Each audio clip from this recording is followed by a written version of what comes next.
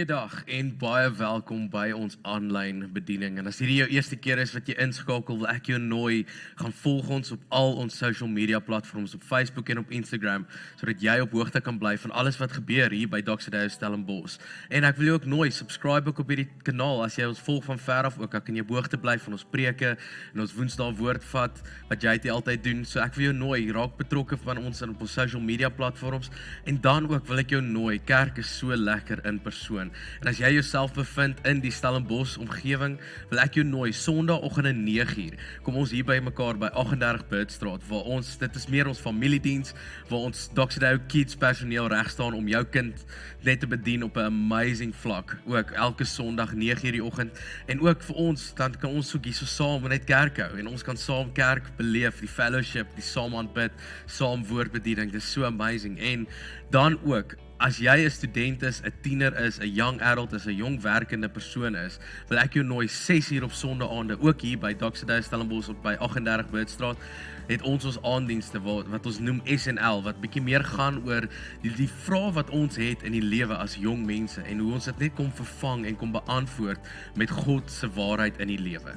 En dan wil ek ook vir jou net die geleentheid gee, om net in te saai ook, net om jou finansiële bydrae te kom gee. Hierso is klomp verskillende maniere onder hoe jy kan bydra en net kan inkoop in wat ons hierso kom doen as Doxa Deo Stellenbosch hier in ons omgewing, hier waar die Here ons kom plant het. En net om weer eens net te herinner, dit is nie uit 'n plek van wettigheid uit wat ons wil kom gee nie, dit is 'n plek uit verhouding uit, en 'n plek van waar ons net kom verklaar, Here, ons vertrou U vir alle aspekte van ons lewens, tot en met ons finansies ook. Dit is so 'n belangrike ding en 'n so 'n belangrike stap wat ons kan neem wanneer ons finansiëel bydra en net vir die Here kom vertrou met ons finansies.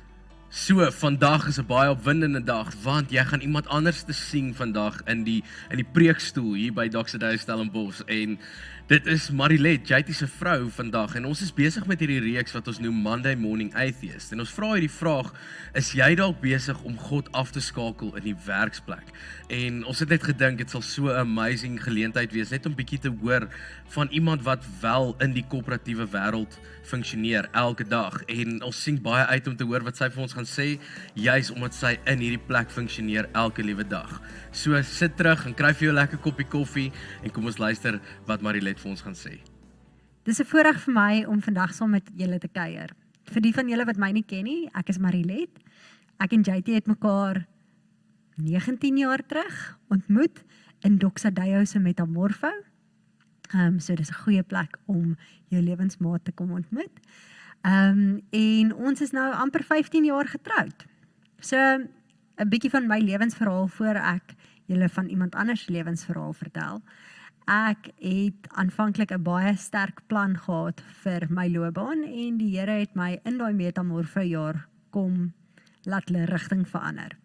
Ek het toe BCom gaan studeer en 'n bietjie gewerk om my studies af te betaal, en toe het ek op 'n plek gekom waar ek binne in Doxa Deo aangestel was, en ek het aan die bestuurskant van die kerk gefunksioneer. So aan die metakant en in die kampus, die finansies, bestuur, al daai tipe dinge. En ek het dit baie geniet, en op 'n stadium het die Here met my en met JT afsonderlik begin praat en gesê dat my seisoen in die kerkomgewing klaar is. En ek het baie met die Here daaroor beklei en vir hom gesê, maar ek is dan gemaklik, ons is besig om saam te bedien, ek verstaan nie hoe dit enigsins sin maak nie, hy het my uit die korporatiewe wêreld uitgevat, binne in die kerkomgewing, en hoekom moet ek nou ewe skielik hier uitbedank, hoekom moet ek terug gaan korporatief toe?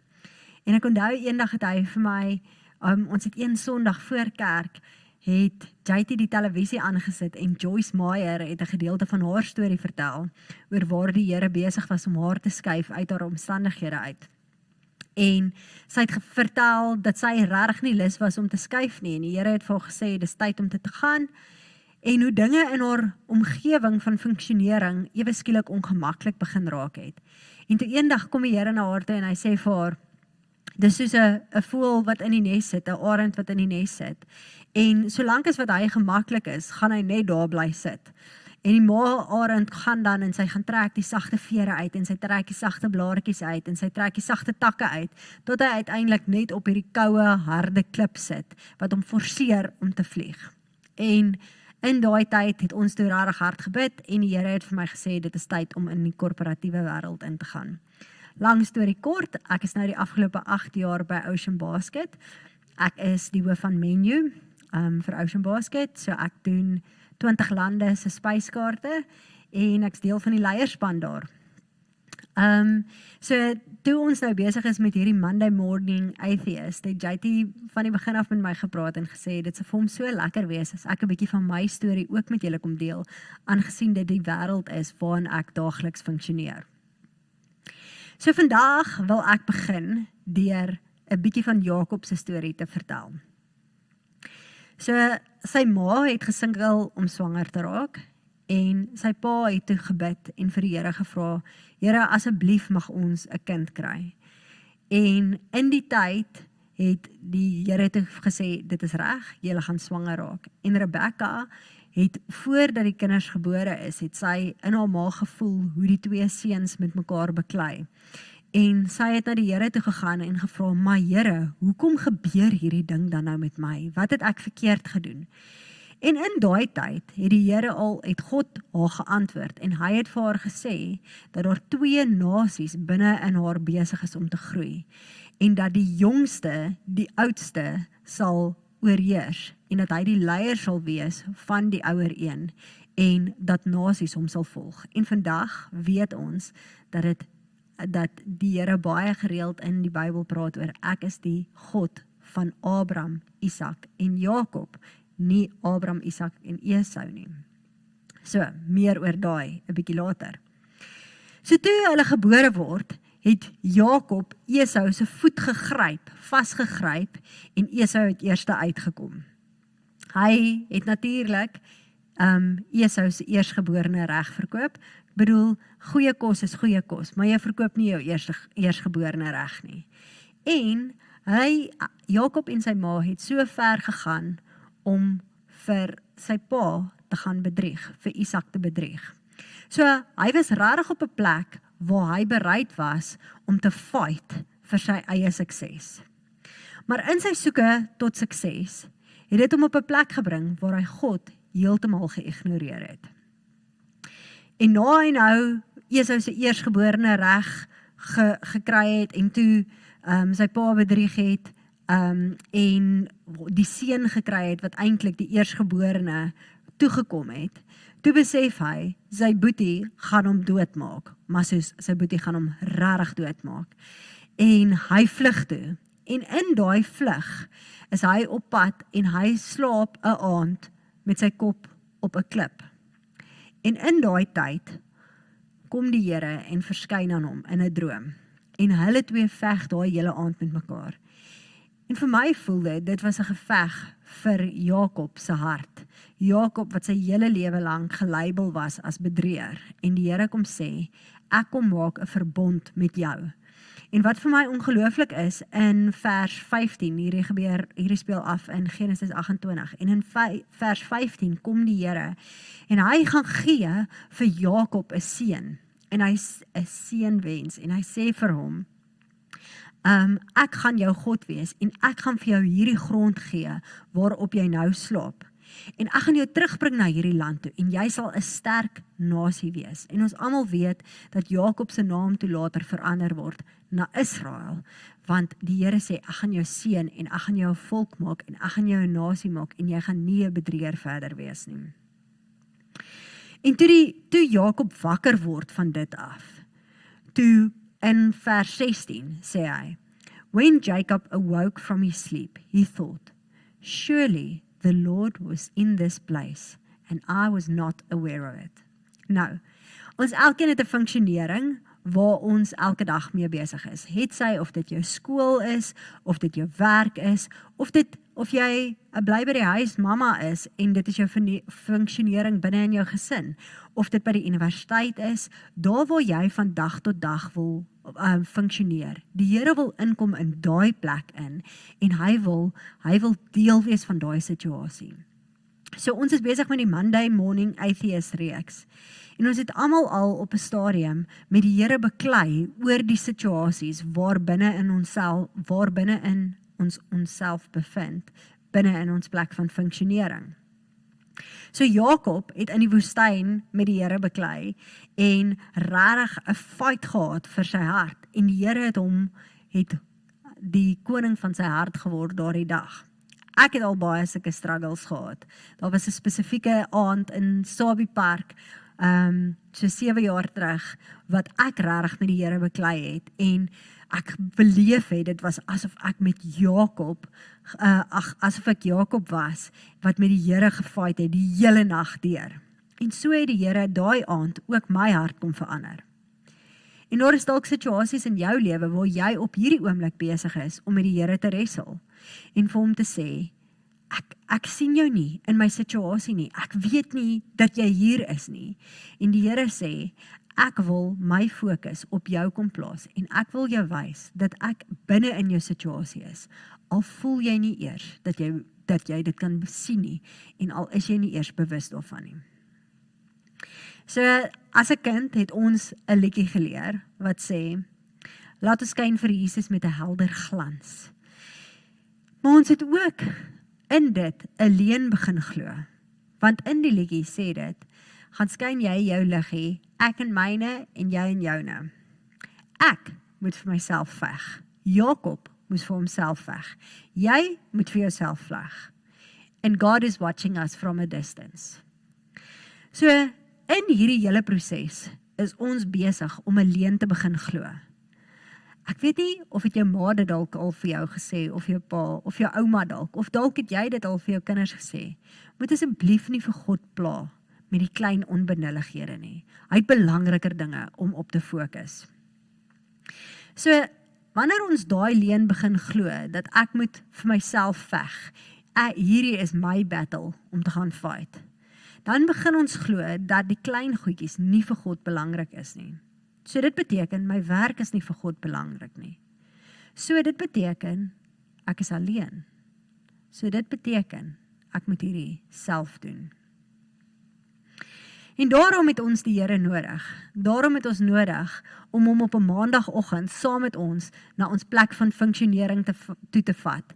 Of dit die chaos is van jou huisgesin, om kinders reg te kry vir skool en seker te maak almal is op skedule, of dit begin met 'n maandagoggend board meeting, of dit 'n finansies vergadering is, of dit die eerste klas is waarop jy op 'n maandagoggend begin. Die Here sê, ek sien jou raak en ek wil saam met jou in daai plek ingaan.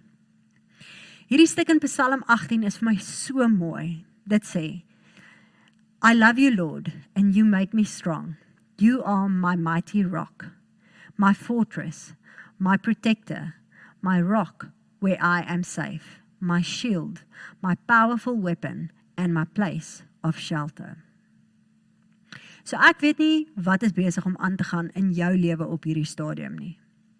Maar as jy voel of daar 'n storm om jou woed, God sê, ek is jou rots en jy kan staande bly, maak nie saak hoe groot die golwe om jou is nie. Hy kan jou op 'n plek van posisie plaas. Al voel jy dat almal rondom jou in chaos is, kan hy jou uithaal en sê, ek is jou rots. Ek sit jou op 'n plek van posisie. Voel jy dalk dat daar brandpyle na jou toe afgevuur word vanuit elke rigting? Het sy of dit mense is of omstandighede, of al voel jy die vyand self kom val jou direk aan. Hierdie vers sê vir ons, God is my shield, en hy kan die aanvalle van die mense, van die omgewing, van die samelewing vir jou afkeer. Voel jy magteloos in jou huidige situasie? God sê, I am your weapon.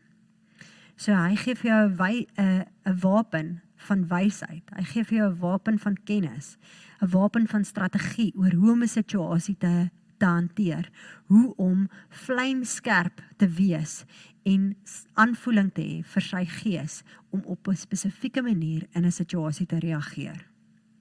God gee vir jou invloed in mense se lewens, waar hy spesifieke impak kan hê in jou kollegas, in jou gesinslewe, in mense saam met jou in die skool. Of voel jy dalk moeg, oorlaai en oorweldig? Hierdie vers sê ook vir ons, He is my place of shelter, 'n plek waar ek kan herlaai, 'n plek waar ek rus kan vind in hierdie lewe se chaos. So ons moet op 'n plek kom waar ons die Here begin vertrou, dat hy ons bron sal raak, dat hy vir ons energie sal gee, dat hy ons bron van autoriteit is, dat hy ons bron van invloed is en dat hy ons bron van wysheid is in ons elke dag se bestaan. Soos ek vroeër gesê het, ongeag jou area van invloed, God wil hê ons moet 'n medewerker van Christus wees. In 1 Korintiërs 3 vers 9 sê dit, For we are co-workers in God's service. You are God's field, God's building. Toe ek korporatief begin werk het ek geweet dat dit 'n hele nuwe seisoen vir ons sou na vore bring. En ek het baie met die Here gepraat oor, wat gaan dit beteken vir my? Hoe moet ek myself tentoonstel vir die wêreld daar buite? Die oomblik wat jy langer as 'n paar minute met iemand gaan begin kuier, vra hulle vir jou, wat doen, waar kom jy vandaan, wat doen jou man, en so aan. En ek weet dat daar 'n hele stigma gekoppel word, die oomblik as ek sê, my man is 'n pastoor. En ek het vir die Here gevra om vir my 'n strategie te gee, sodat ek op 'n plek kan kom waar mense nie ooit gejudge voel deur my nie, waar mense op 'n plek kom waar hulle kan aanvaarding beleef.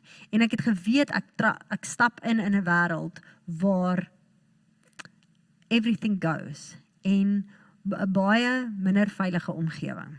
So ek het met die Here gepraat en hy het vir my klein goeders begin sê.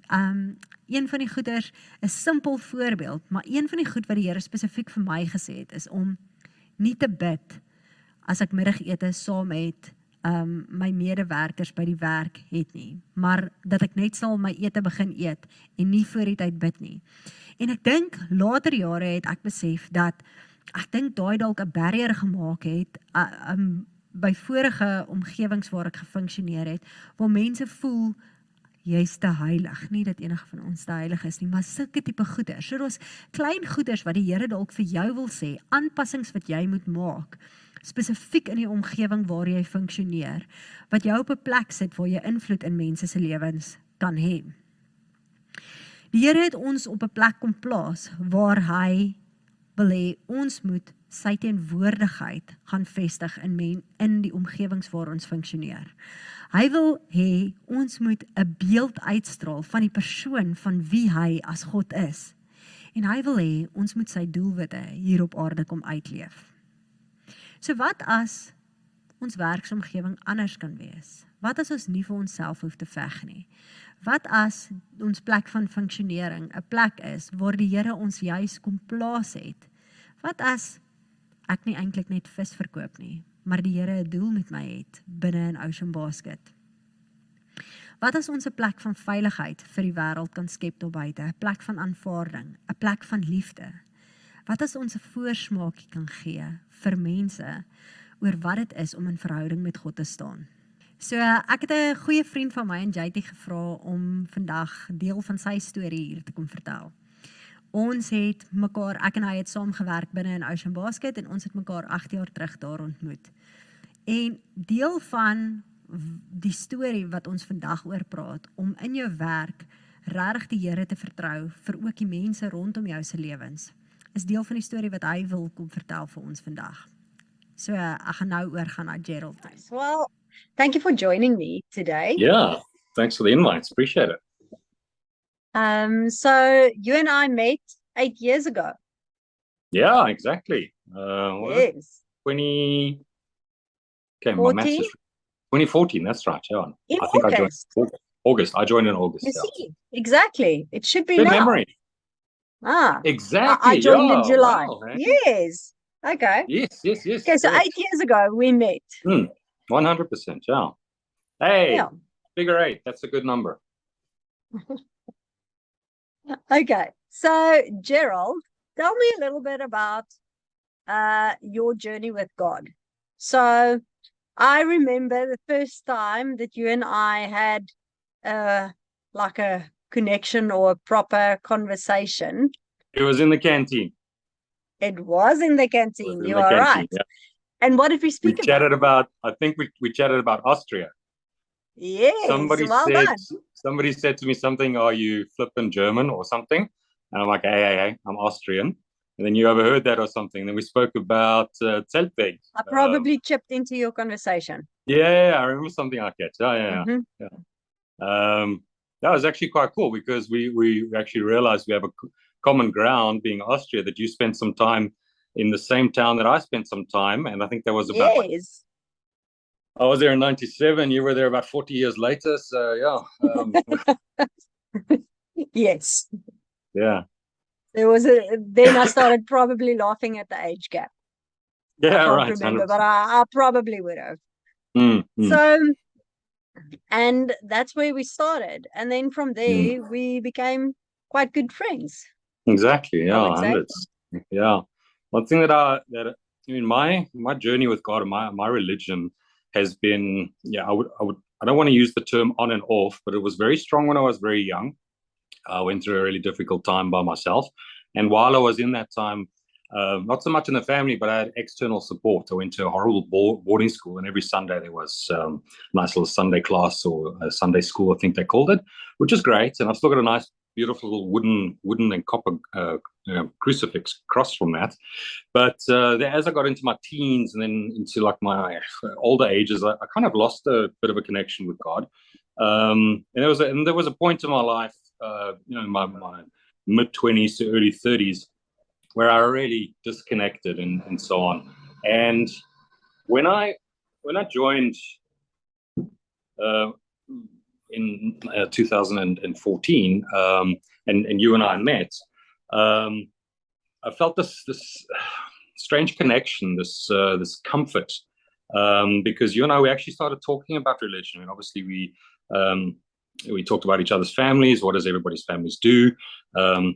JT, your husband, is a pastor, and obviously there was a very comfortable connection. And during our conversations, especially around the canteen lunch table and so on, and we also started working quite a bit together. We had lots to get done. We started on a couple of projects together. There was always this background of, I love to use the word comfort and clarity. So I always felt like re-exploring my relationship with God, and based on a couple of examples. I don't want to call them stories, but just, well, I suppose you have to call them stories of what you shared. Experiences. Very good word. Thank you. Yeah. Thank you. Who's the master of English here? You or I mean, really? And the great thing was that you would share stuff with me, and I would be intrigued by that. And I would really start questioning and saying, look, okay, that's great, but how is it that you have this type of connection and this type of relationship with God, and you also kind of made me realize that God is not there and we're here, that it's actually more all together, that God is in here, and there's a unique bespoke connection. Bespoke's one of my favorite words. Connection that God has with every single one of us on His own and our own level. We're the ones that have to open up to Him. And if I may say that the stuff that you shared with me, your experiences and your stories, really made me think about that and wanted to explore that more. And I think I remember asking you a couple of questions to say, well, how do you speak to God and how do you hear His voice? And like I'm expecting this booming voice from the sky, and I was obviously looking in the wrong places. And so much thanks to you, because you really opened my eyes through sharing your experiences.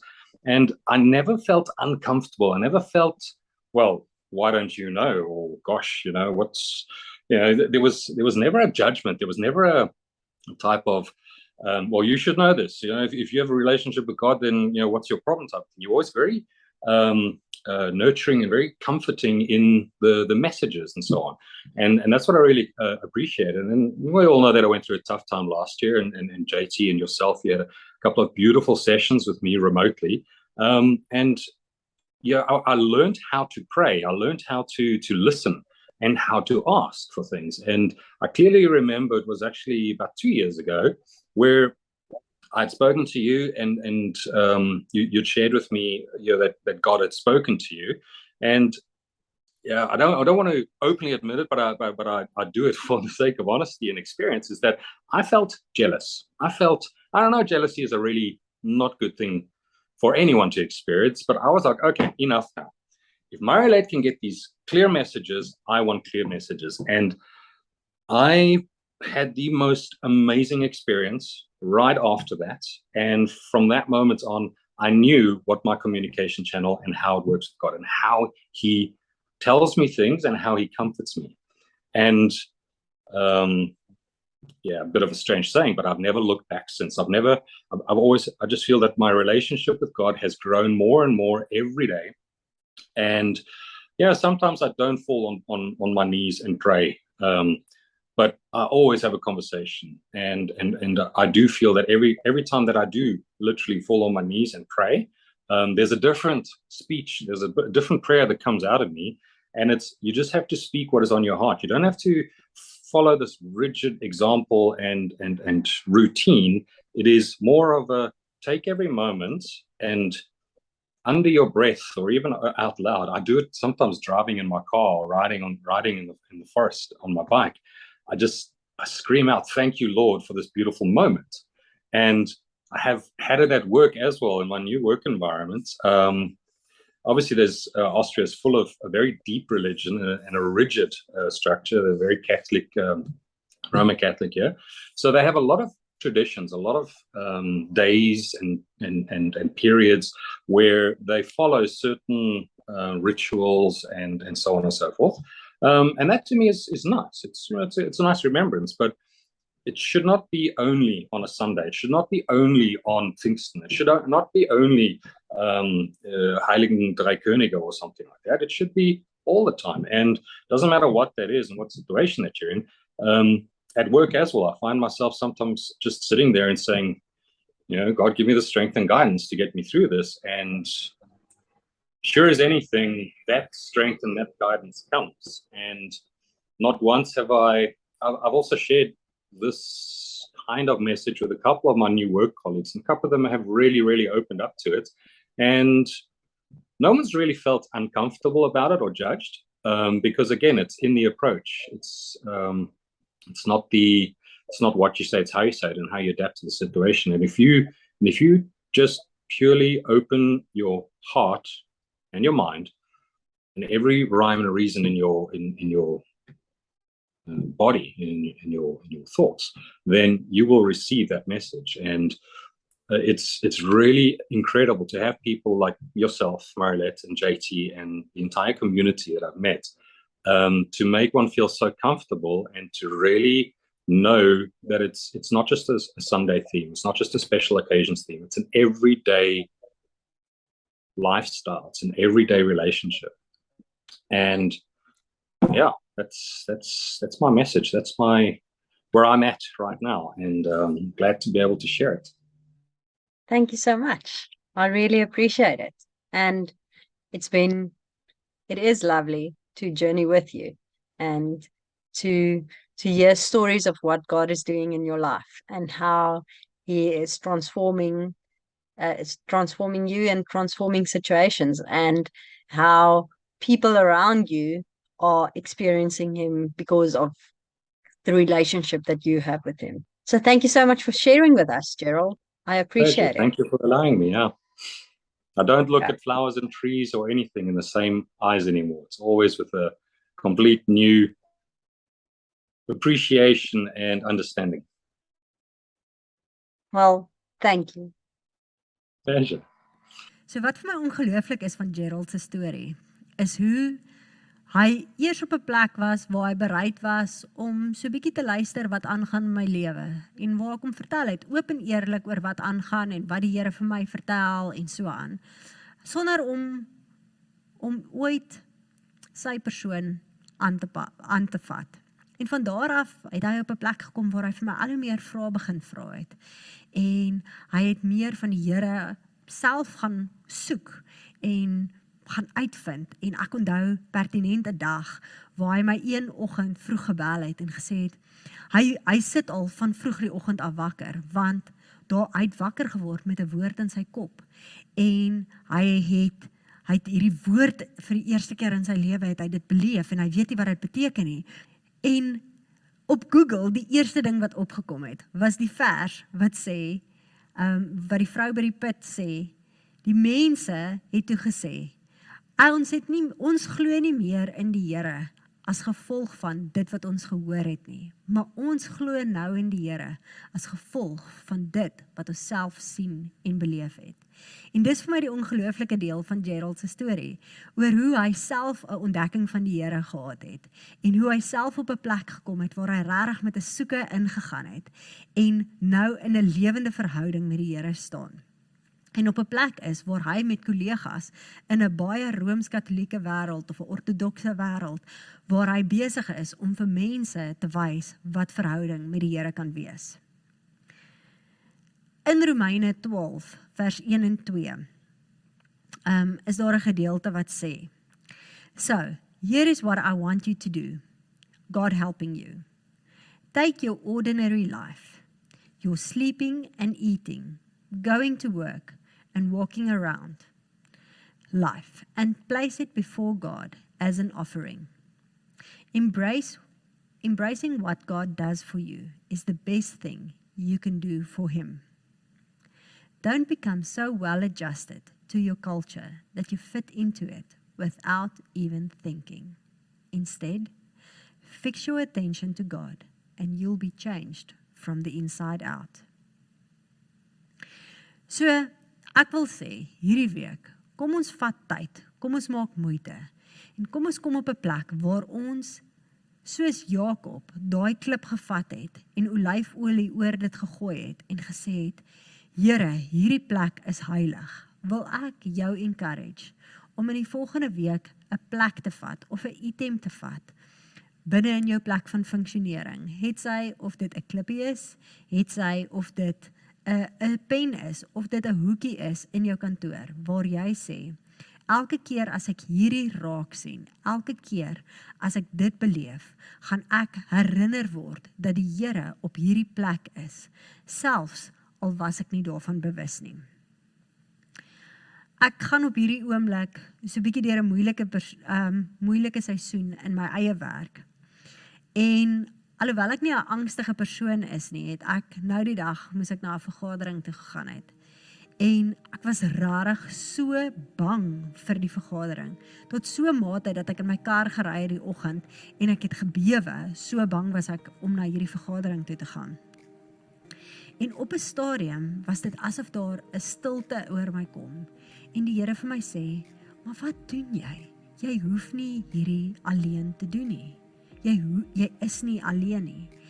En ek het toe besluit dat ek nou gaan hou worry oor al hierdie goeders en ek gaan eerder hierdie voor die Here se voete sit. En ek het kliphard begin in die verkeer om te sing sonder enige musiek. When all I see is the battle, you see the victory. When all I see is the mountain, you see the mountain move. And as I walk through the shadows, your love surrounds me. There's nothing to fear now, for I am safe with you.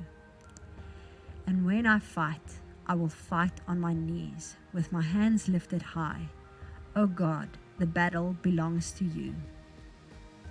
Every fear I lay at your feet, and I'll sing through the night. O God, the battle belongs to you.